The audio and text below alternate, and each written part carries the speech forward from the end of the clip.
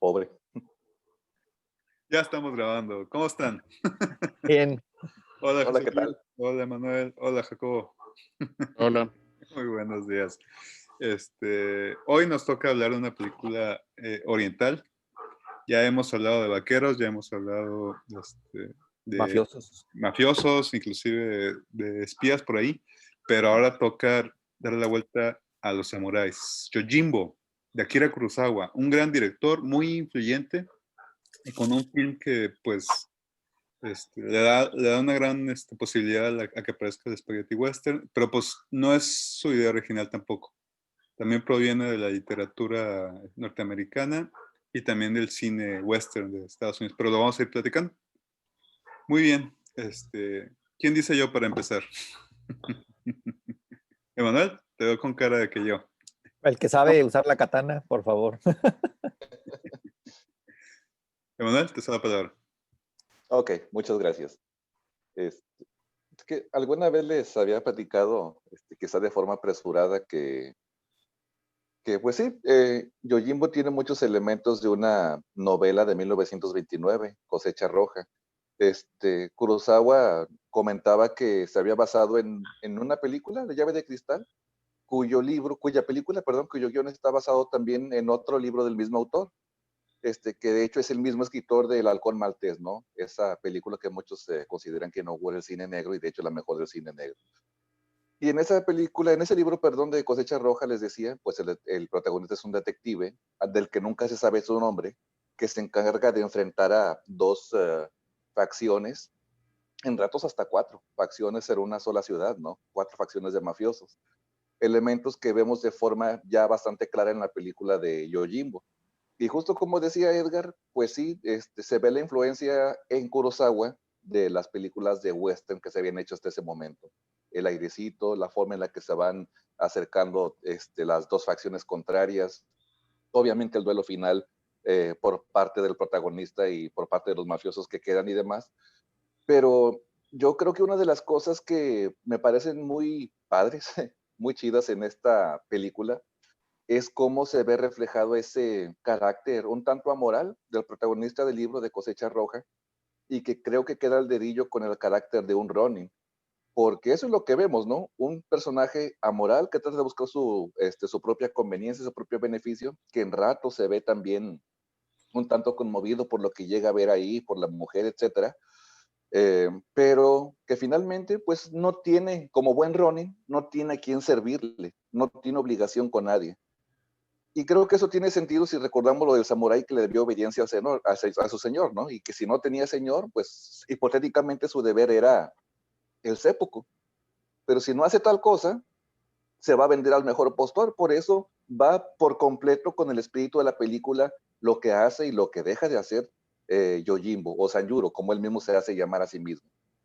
Y por eso es que quizá el protagonista es tan llamativo, ¿no? Por ese carácter amoral, porque a diferencia de lo que ocurre con otros protagonistas, lo agarran a madrazos, lo dejan por ahí rumbado, lo tienen secuestrado, y finalmente vemos que lo que tienen por ahí de corazoncito lo hace reaccionar de cierta manera.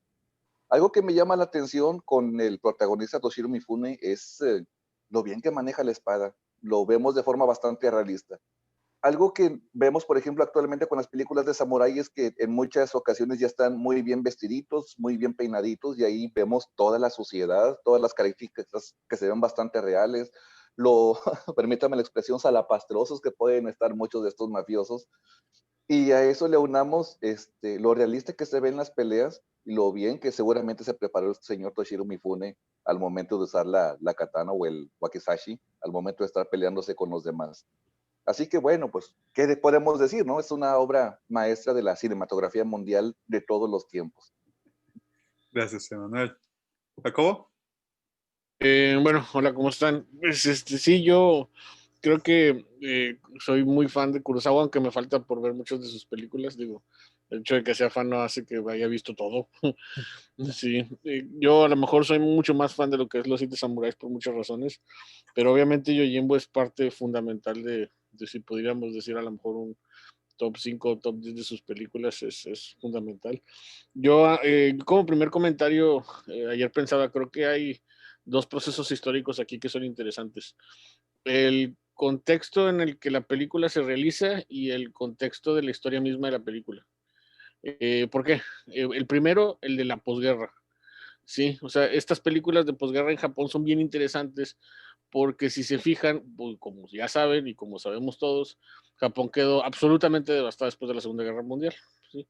Después de las bombas atómicas, todo estaba para abajo, el ánimo, la economía y demás. Es también muy sabido que los japoneses supieron recuperarse y llegar a ser una tercera economía del mundo en algún momento, bla, bla, bla. Hay muchas razones por las que eso se dio. Hay muchas aristas para entender por qué la recuperación japonesa se formó. En el cine, sí, está precisamente, yo creo que Kurosawa.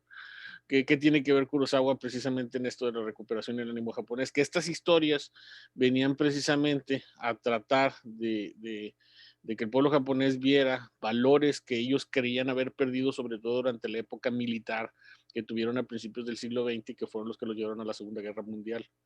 Entonces Kurosawa, si se fijan, desde Los Siete Samuráis y Rashomon y demás, estas historias de samurái las recuperaron, porque fíjense, es curioso, durante la época militar, esta que les digo de la Segunda Guerra Mundial, Primera y Segunda Guerra Mundial, el samurái se había disminuido, o sea, quedaba como espíritu, pero la figura del samurái prácticamente estaba vetada, porque los samuráis pues eran eran guerreros de casta, que precisamente eran vistos por la sociedad como una élite a la cual no querían regresar, porque lo veían como un feudalismo al cual no querían volver.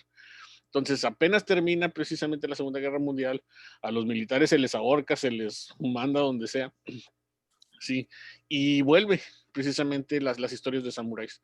Y las historias de samuráis como una forma insisto, recalcar valores que la sociedad japonesa se piensa que habían perdido, honor, justicia, lealtad. A lo mejor Yojimbo entra en una etapa ya un poco distinta a la de los primeros filmes de Kurosawa, donde se trataba de ver eso. Pero lo cierto es que es bien interesante de que estas figuras y estas películas de samurái funcionaban así. Si queremos hacer un símil, piensen, por ejemplo, en las películas de charros en México, que también durante la posguerra buscaban también crear un nacionalismo. Pero mientras nosotros queríamos así como que el charro alegre, parrandero y tomador, los japoneses trataron más bien de infundir una figura, ¿sí? Totalmente de lealtad, de honor, de disciplina, que era el samurái. Entonces, no sé si eso ayuda un poquito a entender por qué estas películas son tan interesantes e importantes para los japoneses, ¿sí? Porque dentro del contexto precisamente de la posguerra, eran películas que buscaban resaltar esos valores, sobre todo porque lo importante era levantar el ánimo, reconstruir al país y bueno, ¿no? Y yo creo que el otro contexto que es el del histórico, ahorita se los dejo porque si no me voy a aprender mucho. Entonces ahí, de principio yo creo que para mí eso es interesante. Y Yojimbo como guardaespaldas, Sanjuro precisamente, creo que ese personaje que bueno, es uno junto con muchos otros personajes que Kurosawa creó a lo largo de su filmografía, pero más bien en estos periodos de 10, 20 años en la posguerra, que van a ser así como que ese elemento de, bueno, el arquetipo precisamente de lo que el japonés requiere. Pero ahí les dejo un primer comentario. Muchas gracias, Jacobo. ¿Liz? Sí, gracias. Fíjense que por muchos detalles que seguramente ustedes conocen mejor respecto, por ejemplo, a la edición, al guión, el vestuario, incluso yo diría que hasta la música, aunque es muy característica de esa época que usen esas entradas, esos acompañamientos musicales, pegan muy bien con el caso de Yojimbo. Me parece que es una obra maestra. Eh, la historia, sin lugar a dudas, es fabulosa, muy bien adaptada. Sin embargo, a mí me gusta más Sanjuro, ¿no? Quizá porque es un poco más movida, quizá porque hay más intercambios en diálogos. Sin embargo, no dejo de reconocer que Yojimbo me parece mejor acabada. Y pues se juntan dos de mis actores favoritos. No me acuerdo ahorita si también participa este otro señor en ella, Takashi Shimura, el de los Siete Samuráis. Pero definitivamente ahí junto con Mifune está Nakadai, que es de mis favoritos por la mirada, la expresión que tiene. Total que entre actuaciones y todo lo que les decía, me parece que es una gran, gran obra. Por alguna razón que quizá, bueno, ahí Jacobo, Emanuel y Edgar, que leen más de cine, me podrán explicar, pero ahí a lo mejor tiene que ver con lo que comentó ahorita Jacobo. Hay una especie como de intento por mostrar las historias de samuráis que al menos yo conozco, mostrar esta época histórica del Japón, pero no recuerdo ahorita otras previas en otras épocas de samurái. Me parece que Mifune tiene una película en donde lo retratan en una época anterior todavía a esta época del siglo XIX. Pero bueno, ustedes me dirán, pero me parece que estas historias justamente como Ronin, que es curioso, yo cuando la vi, no lo tradujeron como Ronin, así en los subtítulos, pero se sabe que es un Ronin. Me parece que tienen no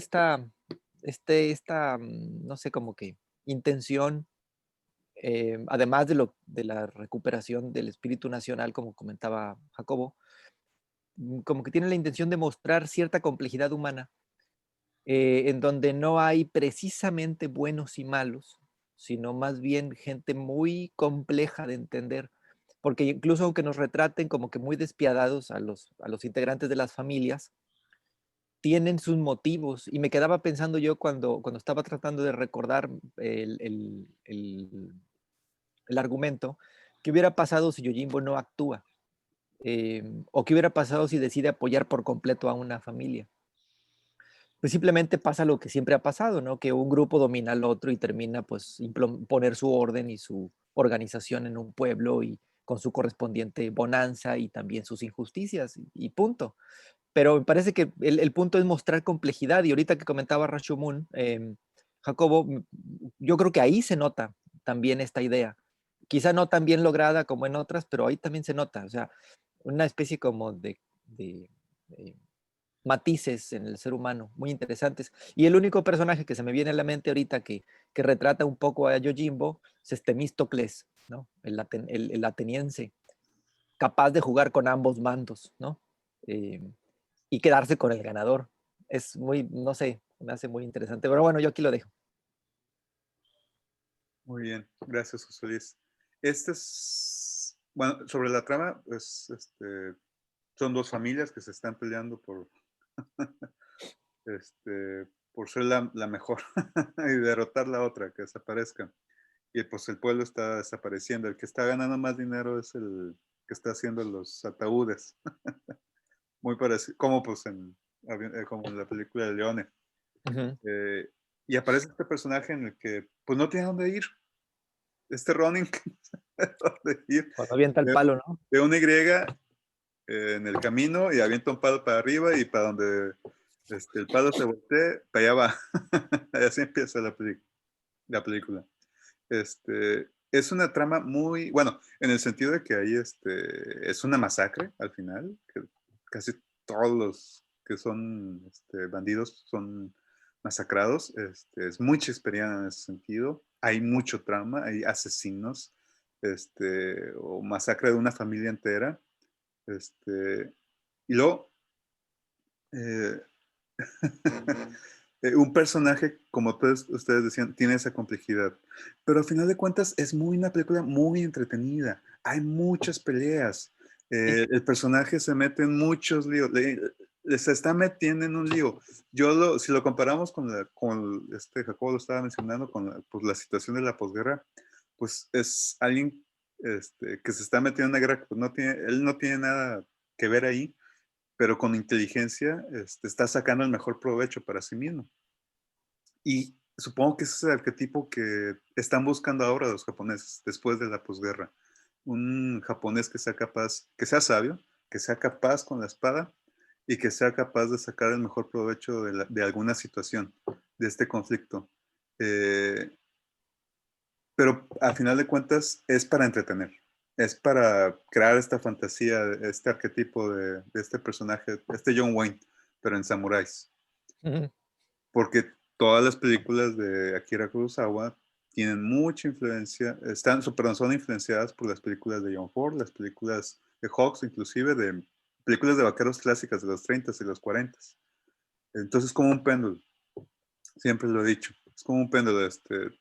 Vienen estas películas de Estados Unidos, de gángsters y de vaqueros, influencian Europa, influencian Asia, y luego ellos crean sus películas que van a influenciar también el occidente. Entonces es para aquí y luego para allá. De Kurosawa pues nos movemos a Leone y nos movemos después a Tarantino, etcétera. Pero bueno, vamos a seguir platicando. Queda mucho que decir. Emanuel, te cedo la palabra. Hace rato que Jacobo comentaba algo sobre nuestro cine, pues obviamente también tenemos nuestros asegúnes en el cine mexicano, ¿no? Nada más les platico brevemente de el director Juan Orol, el considerado el Ed Wood mexicano, así como a Ismael Rodríguez era, era el Orson Welles mexicano, ¿no? Juan Orol, que tiene una maravilla que se llama Gángsteres contra Charros. ¡Ah! Es una basura maravillosa, por cierto. Si algún día no tienen nada que hacer, échenle un vistazo. Es una mezcla tan bizarra, tan rara y tan mala que es buena. Bueno, con respecto a Yojimbo, recordamos seguramente la película de Last Man Standing, ¿no? Con Bruce Willis, la que dirigió Walter Hill, donde es lo mismo, pero en la época de los 30, si bien recuerdo, en Estados Unidos. Y lo comento para tomar algo que decía Edgar, donde al inicio el protagonista agarra su botella de whisky, a ver a dónde apunta el pico para tomar el camino, los dos bandas de gángsteres que están enfrentándose, la batalla final de la metralleta contra las Magnum y demás. Pero a diferencia de Yojimbo, y ahorita es el punto al que voy, la película de The Last Man Standing es demasiado oscura, es demasiado triste, es demasiado deprimente, la fotografía es demasiado sepia, todo es polvoroso, todo es lamentable en la situación. Y acá en Yojimbo tenemos nuestros ratos de comedia, ¿no? Uh-huh. Incluso cuando hay momentos de tensión, la música como que ayuda a suavizarlo. Y si no, incluso la risa un tanto macabra de Toshiro Mifune, el actor, también ayuda a suavizar eso. Creo que es algo que podemos agradecer al director de cómo es que en medio de la tensión, en medio de la carnicería, en lo que el perrito canijo va ahí con la mano, hay un elemento que parece suavizar todo lo que está ocurriendo. Incluso cuando el último está agonizando uno de los villanos, sociópatas con su pistola, hay una burla también por parte de Yojimbo cuando está ahí en medio del charco de sangre. Creo que es algo que vale la pena comentar. Con respecto a lo que comentaba Jacobo, difiere un poco y también estoy de acuerdo, ¿no? Con lo que está ocurriendo en el Japón de la posguerra, por lo que comentabas, Jacobo, con respecto a la figura del samurái y otra vez la figura tradicional. Solamente que en este caso, otra vez, es un ronin. Y creo que también hay un mensaje por ahí con eso, porque quizá ahí la idea es también, claro, sirve seguir las reglas, tener la identidad, lo que hicieron los antepasados y demás, pero también este mundo no vale madre, ¿no? Ya perdimos una guerra, hay que hacer lo que más nos convenga. Hay que adaptarnos a las circunstancias. Hay que incluso jugar sucio, aunque se pierda el honor, con tal de sobrevivir. Creo que también hay un mensaje de posguerra con esto que encontramos aquí. Precisamente por eso el prota es el vagabundo, ¿no? Es el que va buscando, ahora sí que labrando su destino porque no hay nada escrito. No es nada de que los dioses le hayan dicho de antemano o es algo que tiene que terminar con honor. Pues no, hay que continuar con vida y por eso hay que adecuarse a las circunstancias y hay que ver lo que está dando la vida para poder imponerse a ella, ¿no? José Luis comentaba un término hace algunos programas, el estoicismo del samurái. Aquí, claro, por supuesto que hay estoicismo, pero también es otra cosa, ¿no? Es sobrevivir. ¿Queremos sobrevivir? No hay de otra. Puede que tengamos que jugar sucio. Uh-huh. Gracias, Emanuel. José Luis. No. Jacobo. Sí.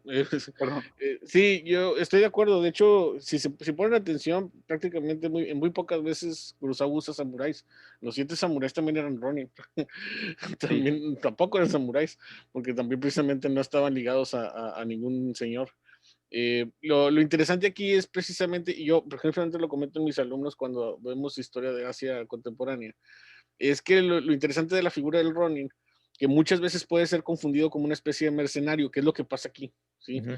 Porque precisamente es lo que tiene de todos modos ideales que se asoman, Sí, de hecho la película creo que es lo interesante. Si hacemos una analogía así bien rebuscada, hasta podríamos ver el contexto internacional en el que está, que es la Guerra Fría y hay dos bandos que se están peleando, sí, precisamente por el poder. Y Japón es ese país que, bueno, se mueve de un lado, se mueve de otro, sí, que podríamos decir que es el personaje de Sanjuro. Le digo, si vemos así a lo mejor una lectura muy, muy rebuscada, pero que a lo mejor tiene sentido. Pero si se fijan, de repente hay elementos que hacen a Sanjuro un personaje que dentro de toda su espíritu maquiavélico, como le queramos decir, de todos modos hay lealtad en algunas ocasiones, hay bondad, precisamente con la figura de esta mujer y la familia que está atormentada por estas dos familias. Sí, sí, no sé si ubicamos esa parte. Entonces, eso es muy interesante, que de hecho es el otro que quería comentar. A mí hasta ayer lo entendí, sí, porque creo que cuando la vi la primera vez, no te fijas en eso, es que la película empieza con una breve nota como muchas, dice, esto es el año de 1860, sí, es el ascenso de la clase media japonesa y estamos precisamente ante un Japón que va a cambiar radicalmente. Estamos unos añitos históricamente en la película que inicia lo que se conoce como la famosa restauración Meiji.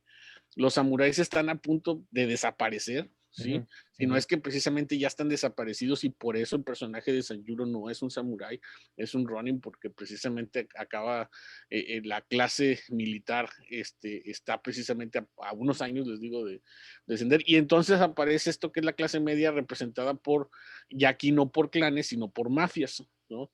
Que son precisamente las que se ven en el pueblo. Ahora, porque eso es bien interesante, porque entonces estamos hablando que la película retrata, ¿sí?, lo que precisamente después va a tratar de representar León en sus propias películas, que es la decadencia de una figura que en algún momento fue romántica y emblemática, como fue el samurái, y que aquí está en sus momentos más decadentes, ¿no? A mí me parece bien interesante comparar la figura de Toshiro Mifune aquí con por ejemplo, la de sus otras películas de samuráis con Kurosawa, porque si se fijan se ve más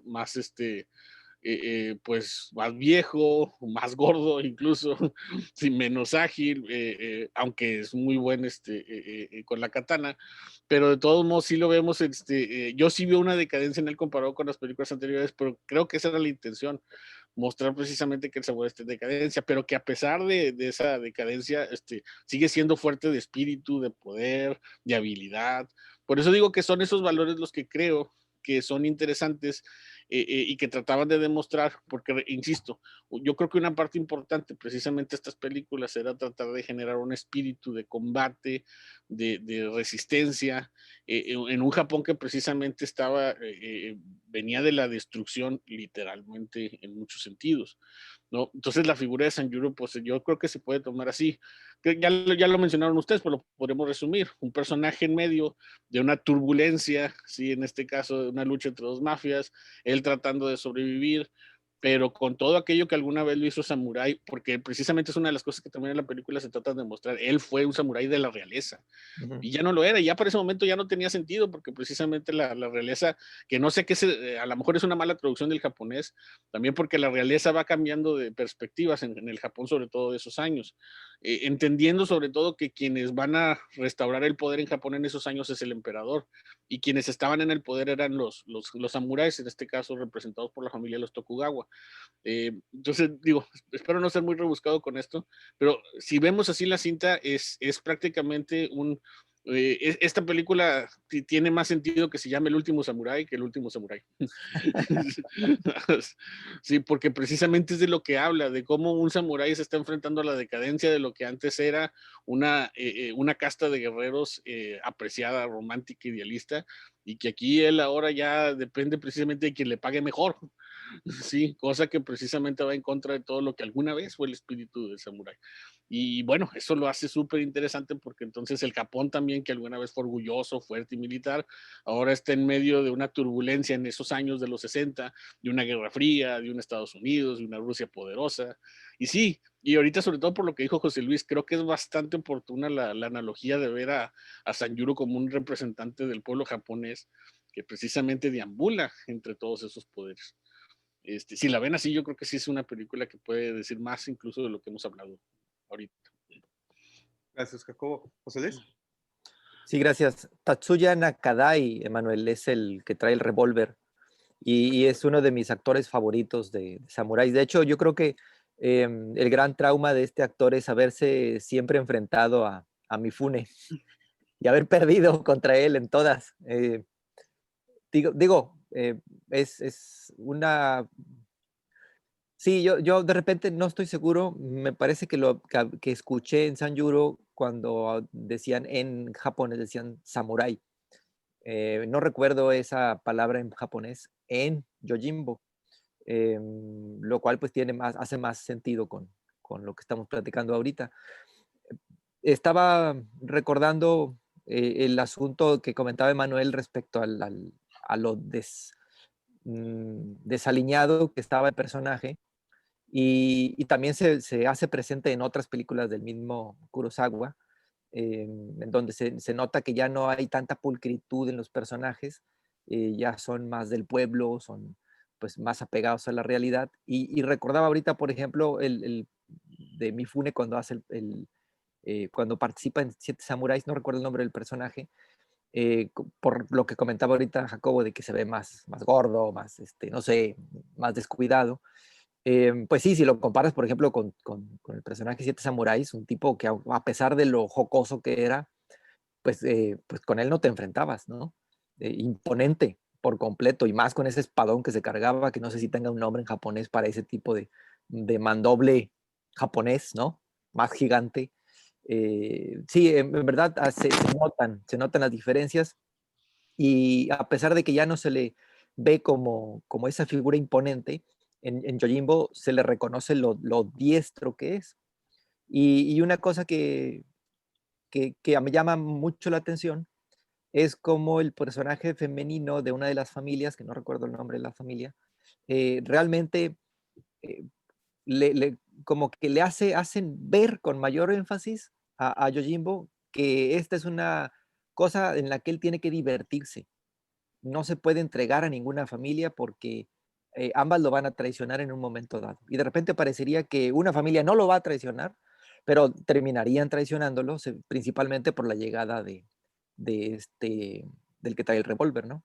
Entonces, ahorita no me acuerdo, en uno le decían o uno o algo así, no me acuerdo cómo le decía. Pero vaya, entonces el tipo se va a divertir, ¿no? Se va a divertir y justamente yo creo por eso siente desenfado en pedir dinero. De eso se tenía que mantener, ¿no? Ya era Ronin, ya no podía hacer otra cosa. Pero pues me parece que se la toma más a juego y eso es lo que le da el ingenio, a pesar de que él, pues, tomando, pues como que se inspiraba, ¿no? Pero bueno, sí, yo coincido con todo eso que están diciendo ahorita en respecto al personaje.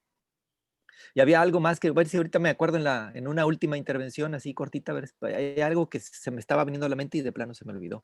Bueno, adelante, Edgar. Gracias, José Luis. Onosuke es el villano. Oye, y Uno sobre supe. efectos especiales, es una película de la cual retoma mucho Leone, es el sonido, Oye, y el polvo. el viento, el polvo, la ambientación. Hay un énfasis muy fuerte en los sonidos. La lluvia, cuando están ahí en el bar, en el restaurante.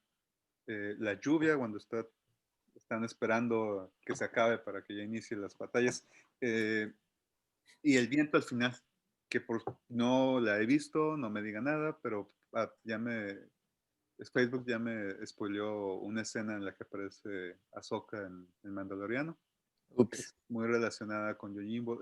Y es esta escena que también aparece en las películas de Orano, donde van caminando y vienen de bien lejos los vaqueros, y aparece el viento, y aparece un perro caminando en medio del camino.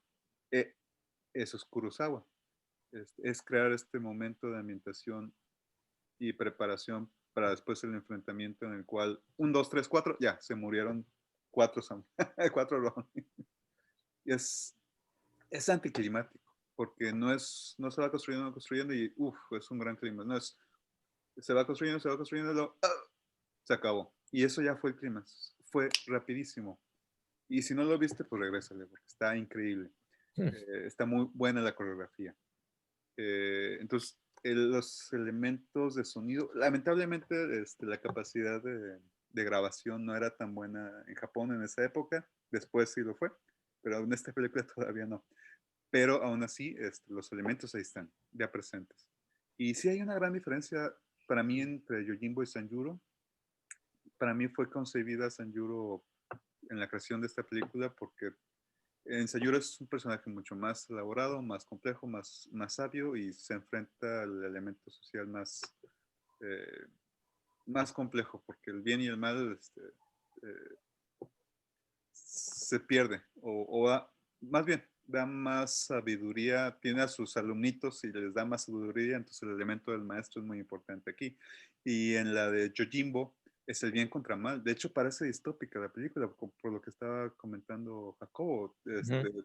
Estás en un pueblo abandonado, ya no hay samuráis, no hay ley, no hay orden, o es muy corrupto. Inclusive aparece ahí el gobernador y todo, se acaba la guerra en lo que él está ahí en el pueblo. Hay invasión de poder. Así es. Y el personaje, pues, Yojimbo tiene una gran solidez, pero al mismo tiempo muy oriental, muy japonés, tiene una gran fluidez para poder, como todo ya lo comentamos, tener ganancia al final el personaje. Pero bueno, sigamos con el último comentario, muchachos. Emanuel. Con lo que decías, Edgar, de las limitantes, y bueno, de lo rápido que son las batallas, me quedé maravillado en serio de la buena edición. Corríjanme si me equivoco, pero creo que fue el mismo Kurosawa, como para cortar en el momento justo, por ejemplo, de enviar a Wakizashi, y el siguiente corte ¡puf!, ya aparece ahí. Cuando hace la espada y ¡puf!, la siguiente toma inmediato ya aparece ahí el brazo cortado, etcétera. De verdad que hay ocasiones en las que cuando estoy de ocioso pongo algunas escenas cuadro por cuadro, como el final de Sanjuro, y en verdad qué buena sincronía. Es apenas visible los movimientos que hacen los actores para poder para poder dar esa impresión, y obviamente allí se ve la mano técnica de la edición, ¿no? El manejo que tienen de la cámara y demás. Y claro, como decías, Edgar, es toda la preparación, como a veces ocurría en las películas de Sergio Leone, con los western crepuscular, que también lo vemos, toda la preparación para finalmente la acción rápida. Algo distinto con el wuxia, por ejemplo, ¿no? Con las películas chinas de Kung Fu, en el que está todo lo vistoso, y entre más largo y más elaborado y menos cortes haya, es todavía más espectacular. Aquí es algo distinto, obviamente, es acabar de inmediato con la pelea. Y bueno, ya para terminar, pues vemos una película que tiene una influencia muy fuerte en varios tipos de historias. Yo no lo sabía, hasta la semana me enteré, de una película de David Carradine, The Warrior and the Sorceress, creo que se llama, que es algo parecido, pero de ciencia ficción, en el que el mono anda en otros mundos, que se enfrenta también a dos facciones, etcétera, entre tantas otras, ¿no? Eso sí, pues no quiero pasar por alto, si es que no la han visto, pero si bien recuerdo ya la vieron, el Django de Takashi Miike, que es otra vez, ¿no? El volver a contar la historia con todas las excentricidades de este director. Y como platicábamos en alguna vez, ya hace varias semanas con algún otro programa, esa escena final también entre las armas disparejas, por así decirlo, que también hemos visto en estos otros refritos. Las espadas, la katana contra el revólver. Jacob. Sí, rápido, dos cosas. Si Sanjuro no es a lo mejor el que lo inventó, sí por lo menos uno de los pilares de los antihéroes, entendiendo todos los que vienen después y la influencia que va a tener. Creo que eso es lo interesante y lo que vemos reconocible aquí en él y demás. Lo que mencionan, y eso es lo otro que me faltó mencionar, la pelea precisamente con el revólver es para mí emblemática, y sobre todo por lo que significa el revólver en el siglo XIX. O sea, en el siglo XIX el revólver es precisamente el arma de repetición que precisamente se había convertido, digamos, en el arma ya industrializada que va a hacer que los países, sobre todo que lo poseen, se van a convertir en algo más rápidos en su forma de matar. Y entonces esa pelea entre la katana y el revólver, no sé si se entiende que es también una analogía, otra vez vuelvo a repetir, al samurái contra la modernidad que se lo estaba comiendo, ¿no? Y bueno, con eso termino. Vean Yojimbo porque sí es obligado. Así es, gracias, Jacob. ¿José Luis? Sí, ya me acordé, hay una pequeñita similitud también con Armónica era hace una vez en el oeste, pequeñita similitud, a diferencia de esa, acá Armónica se hace amigo de una de las bandas, pero también se mete ahí como que para enfrentarlas, tiene su código moral propio, etcétera, etcétera. Bueno, pero tiene una historia que sí nos cuentan, ¿no? Bueno, y lo último que quería comentar, yo de repente sentí que el enfrentamiento, no sé si la han visto, pero espero no spoilear a nadie, arruinarle a nadie esto, pero el enfrentamiento de Obi-Wan con Darth Maul al final en las caricaturas, para mí es un guiño al enfrentamiento samurái, porque todas las demás eran una exhibición innecesaria de acrobacias, sí divertidas, pero aquí en esta otra es estupenda, ¿no? Sí, y muestran al verdadero Obi-Wan sabio que conocemos después, aunque no nos lo hayan mostrado tanto. En Rebelde, ¿verdad? Sí, Rebels, sí, sí, Rebels. Véanla, es muy recomendable. Y sí, están todos estos elementos. Si no te gusta al final cuando matan por primera vez a Darth Maul, porque aparece atrás, que Obi-Wan lo mata cuando son jóvenes, vean películas de samuráis y van a ver que de un sablazo matan gente. Gente que por minutos o horas lo estuviste viendo. sí. Y de repente, ¡pum!, ya, muerto. Así de fácil. Entonces, ahí viene la influencia del anticlímax. Pues muchas gracias, muchachos. Es una gran película, una gran recomendación y genial para poder empezar este año, este enero. Bueno, ya se acabó el mes, pero para poder seguir hablando de cine. Hay bastante que esto nos hará hablar mucho más. De Kurosawa. Así es. Muy bien. Gracias, Emanuel. Hasta luego. Gracias, José Luis. Bye bye. Y gracias, Jacobo. Los Bueno, hasta la vista. Gracias por escucharnos y aquí andamos.